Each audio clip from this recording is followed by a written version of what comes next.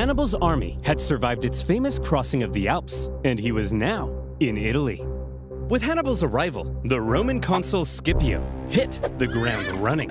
In typical Roman fashion, he marched his army straight at the enemy, and Hannibal began preparing for his first combat with Rome on Italian soil. Before the battle, Hannibal wanted to inspire his men, so he staged a gladiatorial death match between captured Celt prisoners, with the winner getting prizes and freedom. He then explained that the whole thing was a metaphor. A metaphor? For what? You! These warriors are you! You're trapped in Italy with no escape. Your only choice now is to fight and win. What about the dead guy? That's you if you don't win. And the prizes? That's what you stand to gain by winning. And the fact that I've soiled myself in all this excitement? No, that's not part of the metaphor. Okay. Hannibal also smashed in the head of a goat. Again, for inspiration. Scipio, on the other hand, now arriving in the area, opted for the more classic route of a rousing pre-battle speech. Look at them, men. Weak, starved by the Alps, while we are the strongest military in the world. This will be easy, like 10,000 horse-sized ducks fighting a baby-sized baby. It'll be like Mike Tyson in his prime, kicking a baby. A tug of war between 10 sumo wrestlers and a... Help me out here, Ralph. A baby, sir? Yes, that's it. A baby. The point is, there is absolutely no possible way we could lose a battle this easy. So, if everybody's ready, on my mark, charge!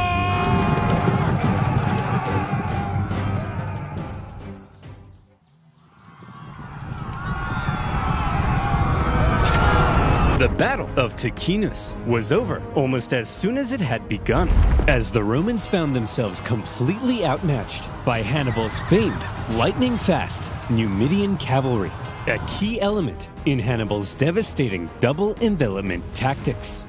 In the chaos, Scipio was wounded. Thankfully, according to some ancient writers, his handsome 17-year-old son, Scipio the Younger, saw his father fall. Scipio the Younger supposedly saved his father, and in the process, earned himself a lot of daddy's kisses. The Romans ended up fleeing the area, destroying the bridge behind them as they went. For a nation so overtly confident in victory, believing Hannibal to be an easy kill, the Romans found themselves running away with their tail between their legs. It was humiliating. And you know who thought so as well? The Celts. They began flocking to Hannibal's side, just as he'd hoped. Even Celtic troops fighting for Rome in the Roman camp began to reconsider. Man, I'm thinking we should try to join Hannibal. I hear you. Maybe we should bring him a gift. What do you think he'd like? Oh, I know. Hey, Hannibal, we want to join your side and we brought you a present. A gift? For me? I hope it's Roman heads. Oh, please be Roman heads. How did you know? Running away from Hannibal was humiliating enough, but having dozens of Romans beheaded in the night, now that's embarrassing. Ticinus had been a relatively small battle, but the psychological impact it had early on was huge, and it was only just a taste of what Hannibal was capable of. Despite the shocking initial loss, however, Rome still didn't seem to fully understand the danger posed by the monster now loose in their territory. The Senate was full of excuses. It's those traitorous Celts. That's why we lost. Yeah, and it was a cavalry battle. Wait until Hannibal faces our almighty legions. And our consul was bold. Once he faces our other fully follicled consul, then he'll really pee his pants. That other consul, Longus, had been in the south all this time, preparing to invade Africa. He had seen some success, even capturing Malta. But then he heard the news. Hannibal's in Italy? And I'm being ordered home? But I was gonna be the big boy. I was gonna invade Carthage and win the war. Well, you can be a big boy at home. No! Does somebody need a nap, sir? No! And so Longus brought his army on the long journey north. When he arrived in the area to decisively neutralize Hannibal, the two consuls joined their forces together, creating a double consular army. But the two consuls weren't exactly on the same page. Having a nice rest there, old man? I'm wounded, Longus. Pathetic. You don't understand. He's more dangerous than we thought. Maybe for you. Whoops. Listen, we can't just march straight at him like we normally do. We need to train our men through the winter, and we'll try again in spring. Sorry, I don't take advice from a bowling ball. Hey! I'll kick your ass, Longus. Any day now. I'm coming! Just you wait. Oh, Scipio, you feeble old man. Scipio was apparently quite cautious after his recent encounter with Hannibal, while Longus, typically Roman, couldn't wait to give Hannibal a swirly. So who would get their way? Well, when two consuls joined their forces, it turned out the Romans had an interesting system in place. They would each take turns being the one in charge. Consul 1 would lead one day, then Consul 2 the next. Back and forth, back and forth. As you can imagine, when the two consuls didn't agree, things didn't go so well. In this case, due to Scipio's injury, Longus probably assumed even more command than normal. Hannibal had Celtic spies in the Roman camp. He fully understood the Roman system and Longus's hot-headed nature, and he knew he could exploit it. For goodness sake! What's wrong, sir? I'm trying to order some pizza, but I keep getting fed all these personalized ads about being a hothead. I'm not a hothead, am I? No, sir. Look at this. Butt insurance? Who would buy butt insurance? Yeah, that sounds really stupid. Sir, it seems like a lot of data brokers have collected data on you. They could sell that data to Hannibal. What? But don't worry, because you can get rid of that data with today's wonderful sponsor, Incogni. Hooray! I've been getting at you for some time to protect your personal data online. But you're a nimwit, aren't you? You didn't do it, did you? Typical. And now would you look at that? Tons of data brokers have collected a heck of a lot of your personal data and might sell it to third parties like advertisers or insurance companies without you even knowing. Ever wonder where Sally from the Butt Insurance Company got your name, number, address, social security number, and favorite color from? Probably a dirty data broker. We could painstakingly contact the hundreds of brokers that have our data and politely ask them to delete it. That process would only take the average human about 3,000 years. And that's why you need Incogni. I was shocked to find how many data brokers Incogni had tracked, potentially selling my data. But all I had to do was create an Incogni account, give them permission to work on my behalf, then sit back and let them do all the hard work for me. And since these data brokers don't stop there, Incogni will continuously work to keep my data safe with an annual plan. So if you want to protect your personal data too, go to incogni.com/oversimplified to get an exclusive 60% off an annual Incogni plan.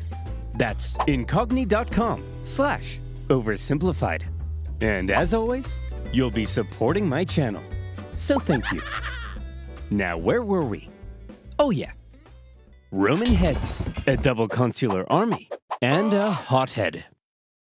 Hannibal needed to keep smashing the Romans in battle in order to maintain the loyalty of the Celts, and so he was eager to fight another battle. The combined Roman force possibly outnumbered him, so he carefully crafted a clever trap, and he made sure to spring it while Longus was still in charge. The plan began with his army getting an early night's sleep. All right, boys, time for lights out. Sorry, but we got a big day ahead of us. Tomorrow, we're gonna massacre the Romans. Good night, boys. Dream of revenge. Gorzog, send out the cavalry. That night, Hannibal's Numidian cavalry made their way over to the Roman camp, arriving just before dawn. Hey, Romans! Wakey, wakey! What's going on? Hey, Longus, your butt smells like a butt. It does not! Scipio, awaken the troops! Longus, these playground insults are clearly meant to lure you out. Well, it's working! Send out the troops! Longus, it's clearly a trap. And I'm falling for it! Send out the troops! Hey guys, wake up. You're heading out for battle. What? But we haven't had breakfast. We're skipping breakfast! I don't think you can do that. As the Romans hurried out of camp, the Numidians began luring them back to the Carthaginian camp, where these gentle angels were just awakening from their slumber. Eat up, boys. We're having pancakes! While the Carthaginians were enjoying their hearty breakfast, the starving Romans were still on their way. Hurry up! We have to catch those Numidians. Hey, why have you stopped marching? Longus, there's a freezing river in front of us. Well, get your gluteus maximus in the water! All right, boys, time to lather up. This oil will insulate you from the cold. It also smells like lavender. There's the Carthaginian camp. Get ready to fight, men. Sir, I think the water from the river is beginning to ice over. I can't move. Oh, I'm sorry. You thought war would be fun? Sitting around a nice hot campfire playing Truth or Dare with your friends? Welcome to the real world! Truth, who do you like? Sharon? Ew! Hey, look guys, the Romans are here. Having perfectly orchestrated events so that his enemy was cold, tired, and hungry, while his men were well rested and covered in oil. When the two sides engaged one another, the Romans were in no condition to fight. And the cherry on top, the previous night, Hannibal had sent out an elite force of men led by his brother to go and hide behind a bush. They suddenly sprung out, encircling the exhausted Romans, who were then cut to pieces. Once again, Hannibal's superior cavalry and double envelopment tactics had flummoxed the Romans. But the key word at Trebia was control.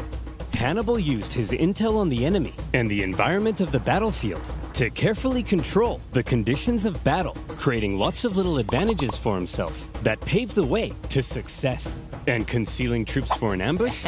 All of these things are what make Hannibal the genius he's remembered as today.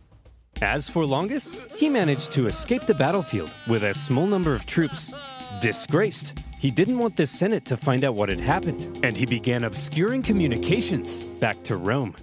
Longus, where have you been? We've been looking for you. Nowhere in particular. Longus, 30,000 men are missing. Do you know where they are? They're taking a bath. 30,000 men? All in a bath? Yes. Longus, what's under that rug? Aurora Borealis? Aurora Borealis? Oh, well that's my consulship over. Good luck with Hannibal. Bye! Trebia had been a disaster for the Romans. And as even more Celts began flocking to Hannibal, Rome largely lost its control over Cisalpine Gaul. In Rome, complacency turned to alarm. Hannibal had outwitted them on their own soil and inflicted a costly defeat. But with that, Scipio and Longus's terms as consul were over. They were replaced with two new consuls, Servilius and Flaminius. The Romans may now have begun to realize the trouble they were in and the genius Hannibal had shown in invading Italy. The Romans had expected to be the ones controlling this war. Remember, they thought they were going to invade Carthage. Now their plans lay in ruins, and they were levying 11 new legions to deal with the threat. Hannibal had completely redefined the war. But Hannibal had a little problem of his own. Things had gone well so far, but the Celts were notoriously fickle, and Hannibal needed to ensure he maintained their alliance and his base of support in Italy. Any Celts he captured fighting for Rome, he treated extremely well and allowed them to return to their homes. But the longer he hung around in their territory, eating all their food and leaving beard trimmings in their sinks, the more resentful they may become. They wanted to go south and plunder some Roman booty, and Hannibal also hoped to sway Rome's other Italian allies in the south to his side. So from here, the path was clear.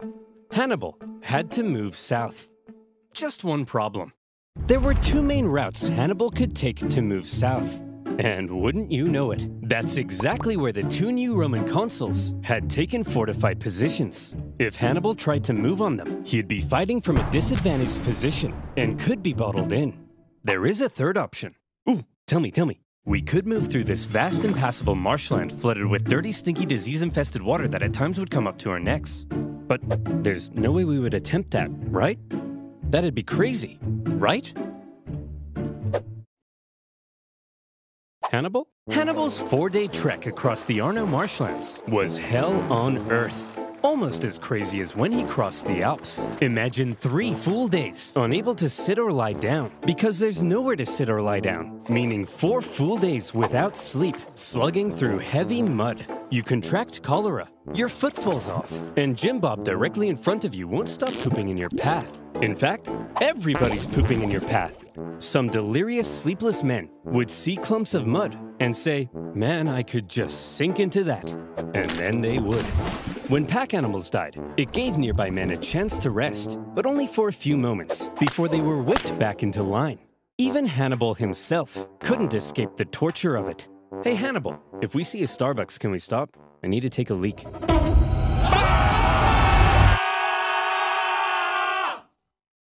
What? Geez, Hannibal, looks like you picked up a nasty eye infection. Normally for this sort of thing, we just wash it out with some clean water. But as you can see, water everywhere, but it's full of Jim Bob's poop.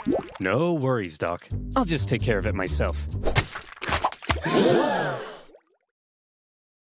That'll be $3,000. When the now possibly one-eyed Hannibal and his army emerged from the swamp, they were shattered. But he had just managed to slip 50,000 men right past the Romans into rich Etrurian lands where he could replenish his supplies and his Celt allies could go crazy, securing Roman loot and booty. As fields and villages went up in flames, one Roman consul couldn't help but notice the hot-headed Flaminius, feeling it was his responsibility to protect these lands, rather than waiting for his co-consul to come join him, immediately left to go chase Hannibal. Now, this Flaminius was an interesting character. He was what the Romans called a new man. He came from the lower plebeian classes of Roman society, and as a result, he reportedly had kind of a screw-you attitude to the establishment, and a big old arrogant chip on his shoulder. Picture Sid Vicious wearing a toga. That's Flaminius. And Hannibal, thanks to his spies, knew everything. Just as with Longus, Hannibal knew Flaminius was just the kind of man he could lure into a trap. Hannibal led Flaminius to the entrance of a narrow pass along the north shore of Lake Trasimene. Flaminius watched as Hannibal's army entered the pass. "I've done it! I've spotted the enemy!" Sir? That big follow us sign seems kind of like they're trying to lure you in. "Yes, Gareth, and I'm taking the bait." "Sir, this really seems like a trap." "Yes, Gareth, and I'm falling for it." Daylight was fading, so for now, the Romans set up camp. The two armies encamped across the lake from one another, and night fell over the two camps. In the morning, Flaminius would catch up to Hannibal, and he would be the hero of Rome. For now, the Romans got nice and comfy in their beds. Good night, Flaminius. Good night, Rome. Good evening, Hannibal. During the night, Hannibal ordered total stealth, as tens of thousands of troops scaled the wooded hills above the pass, completely undetected by Rome's scouts.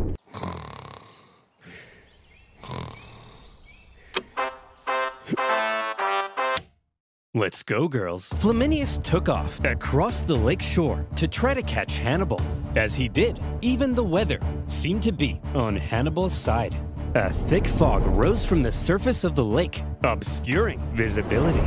Look at this! This is perfect! The mist will obscure our approach. Hannibal will never see me coming. Sir? Why does it sound like 50,000 Carthaginians are charging down the hill towards us? You mean 50,000 Carthaginians are charging right into my trap! The Romans found themselves completely hemmed in on all sides, with zero visibility in the fog. The fighting was terrifying and chaotic.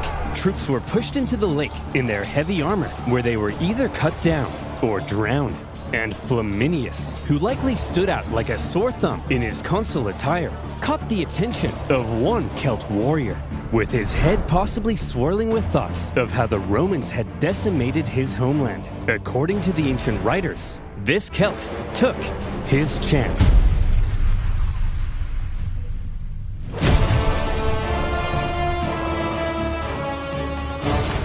In the 3-hour-long massacre, 15,000 Romans were killed and an equal number captured. An entire army completely wiped out, along with their consul. During the battle, the Roman vanguard had managed to break through at the front and climbed the hill above the fog. When the mist cleared, what they saw was a blood-red lake and a sea of Roman bodies.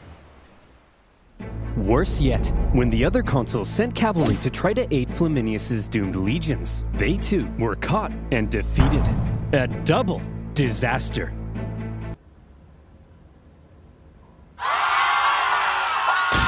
Rome went into a frenzy. For the second time, Hannibal had completely decimated an entire Roman army. Romans were dying by the tens of thousands. Common citizens began flocking to the city for safety. Women waited by the city gates in tears, hoping to hear news of loved ones. This one man, having just led his battered army across the Alps the previous year, now stood less than 100 miles from Rome. To this point, he had been a problem. Now, Hannibal was a crisis. And in a crisis, Rome took desperate measures. They actually had a system in place when dealing with an emergency of this magnitude.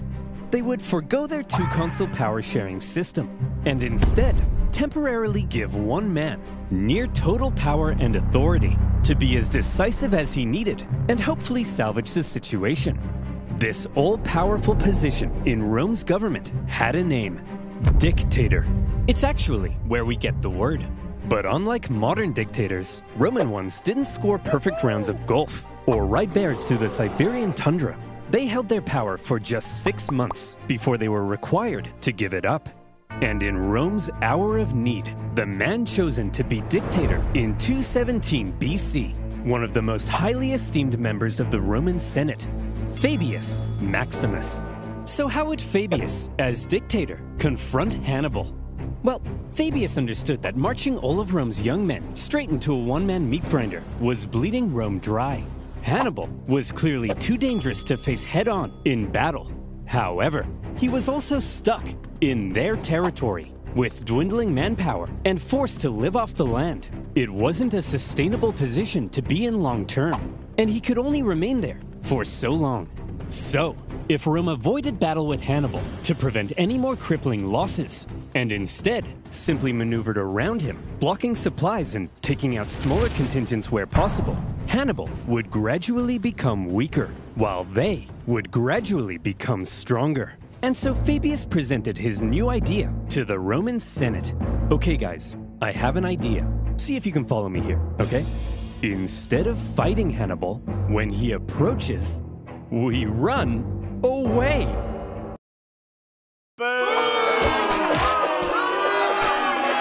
Fabius's strategy couldn't have been any less Roman.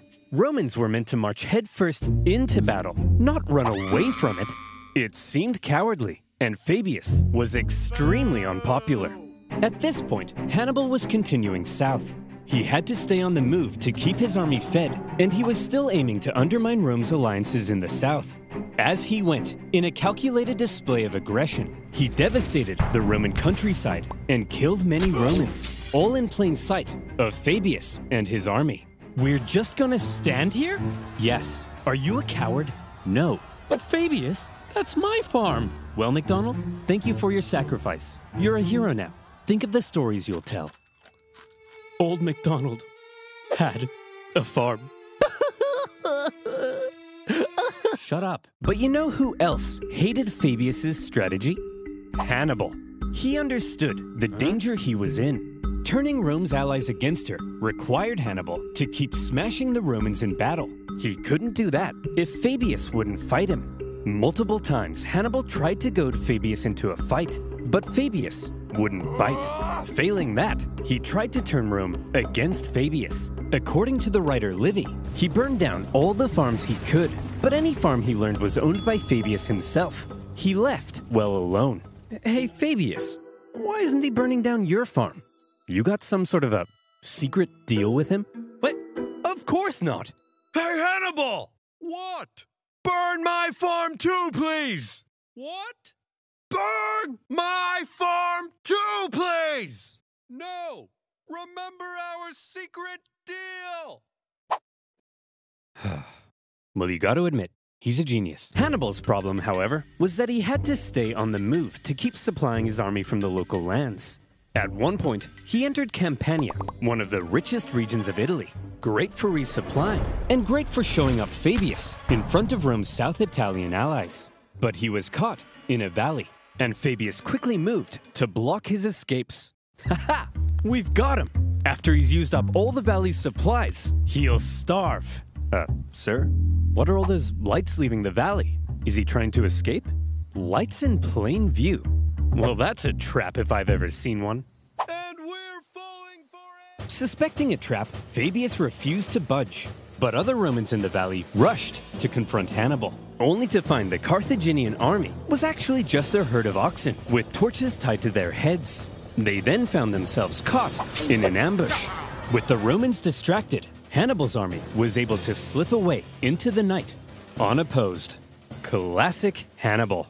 For all his inaction, the dissatisfied Romans mockingly dubbed him Fabius the Delayer.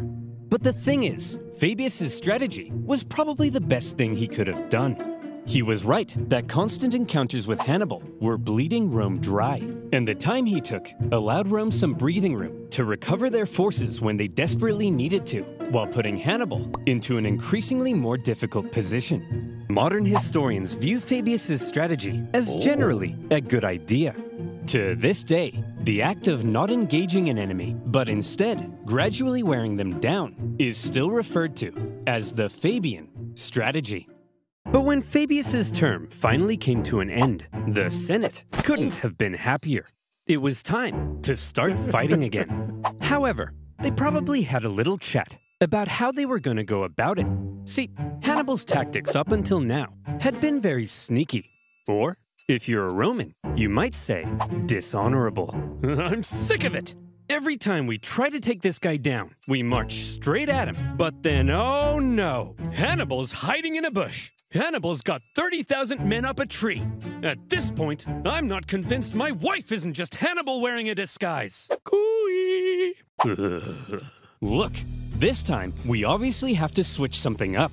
Now granted, we're Roman, so we're gonna march straight at him without thinking. That can't be helped. It's in our blood. But I have a proposition. This time, when we march straight at him, we do it with a massive army. I'm talking like 80,000 men. It won't matter what kind of shenanigans he pulls. He can hide in all the bushes he wants. There's no way he can possibly beat off 80,000 men. Grow up! You know what I mean? And so it was. With 2 new consuls, Rome put together a massive army, the biggest Rome had ever fielded, to put Hannibal away once and for all. To gather the men required, 2/3 of them ended up being completely inexperienced. But how much experience does it take to be expendable war fodder? As this massive army set out in the summer of 216 BC, the Romans knew they needed to win this battle. Just one victory over Hannibal would likely be enough to end his entire campaign. And this time, their overwhelming manpower gave them confidence they could do it. Hannibal had taken position at the town of Cannae, where he had captured an important Roman supply depot. With Fabius gone, Hannibal knew a battle was likely coming, and he was eager to fight it on his terms. But when his men looked out at the Roman camp, they couldn't believe what they were seeing. That army's huge! There's no way we can possibly beat off all these men. How are we gonna beat off all of these men? You know what I mean. I think he's right, Hannibal. Hannibal is then said to have replied, "Gisco, my friend, don't worry. There may be a lot of them, but amongst their ranks, there's not a single man named Gisco." This joke was apparently so funny that his officers began to laugh and laugh. And when his men in the camp heard the laughter, they were like, "Hey, they're laughing. I guess that means we're gonna win the battle." Yippee! As for the Romans, the consuls were another pairing between an inexperienced hothead and a wise scholar. Although, the main historian from this era was good friends with Paulus's family, so take that with a grain of salt. On his day of command, the rash and hasty Varro despite the apparent pleas from Paulus, sent the army out for battle. And when Hannibal saw this, he did the same. And here comes the single largest battle of the Second Punic War, and one of the most renowned battles in history, the infamous Battle of Cannae. In all the pre-battle maneuvering, Hannibal was able to ensure his army was fighting from the south. This meant the seasonal dust-carrying winds were to his back and blowing directly into the faces of the Romans. Like I said, control. After 2 years in Italy, Hannibal's infantry had dwindled to about 40,000. The Romans possibly outnumbered him 2 to 1. Their army was so big that their maniples stretched far deeper than they normally would. The Romans planned to charge Hannibal's thin, weak line like a battering ram and break it. They also chose a narrow battlefield in the hopes it would prevent Hannibal's far superior cavalry from being able to outmaneuver them. They wanted an honorable battle where pure strength rather than trickery would decide the outcome. If Hannibal had his say, however, trickery might end up having a lot to do with it. He ordered his line to position themselves as an outward bulge, with his weakest troops at the very center. Just behind them, out of sight from the Romans, stood the elite Libyan infantry, waiting for their moment to strike. The battle commenced as the massive Roman troops smashed into the Carthaginian center. The shape of Hannibal's line ensured the overwhelming weight of the Romans hit his weakest troops first, and they were pushed back. Hannibal's outward bulge reversed inward, with the Romans being funneled in towards the weak center. Hannibal had positioned himself at the center to encourage the troops to hold out as long as possible against the Roman onslaught, because while the Romans were unleashing carnage on the center, Hannibal's cavalry needed time to do their job. The heavy cavalry on the left, after a barbaric fight, sent the Roman horse packing, with the consul Paulus even sustaining a severe head injury. He managed to move into the center to keep the battle going. Then, the heavy cavalry turned and approached Varro's cavalry from behind. At the first sight of the coming Carthaginian envelopment, Varro ordered his horsemen to flee the battlefield. The Carthaginians had won the cavalry battle. But back in the center, according to some accounts, Hannibal's line did eventually end up caving to the massive weight of the Romans, and they began to flee. The Romans pushed deeper, and organization within the army likely broke down as they became a giant mass, trying to massacre the fleeing Carthaginians. They didn't realize that they were playing right into Hannibal's hands. At that moment, Hannibal's elite units, having done no fighting yet, and therefore fresh as a daisy, turned and smashed into the Roman sides. Many of these troops were wearing Roman helmets and armor they had picked up after previous battles, and the confused Romans may not have even realized they were the enemy. As Hannibal managed to regain the composure of his center and encourage them back into the fight, the Carthaginian cavalry swooped in from behind. And look at what lies before you. A military general's wet dream, the total encirclement of a much larger force by a much smaller force. The Romans were trapped. Hannibal had unbelievably managed to use their own superiority in numbers against them.